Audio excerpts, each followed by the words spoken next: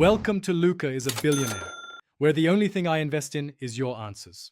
In this video, I will explain how to make delicious milk-based ice cream. First, let's gather our core ingredients. You will need 2 cups of whole milk, 1 1/2 cups of heavy cream, 3/4 of a cup of granulated sugar, and 4 large egg yolks. Freshness is key for the best flavor, so choose high-quality dairy.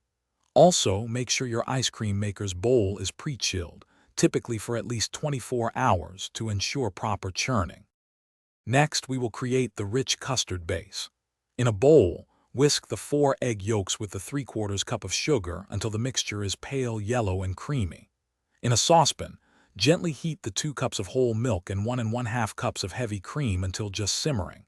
Slowly pour about 1/3 of the hot milk mixture into the egg mixture, whisking constantly to temper the eggs. Then, return everything to the saucepan and cook over medium-low heat, stirring continuously until the custard thickens enough to coat the back of a spoon. Now it is crucial to chill your custard base completely.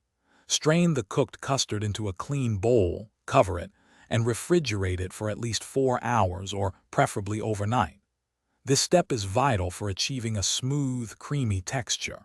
Once thoroughly chilled, pour the cold custard into your pre-chilled ice cream maker.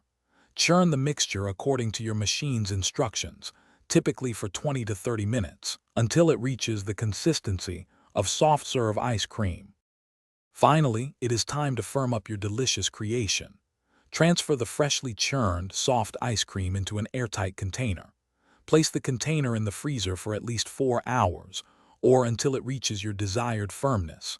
This allows the ice cream to harden properly. When ready, scoop and enjoy your homemade milk-based ice cream.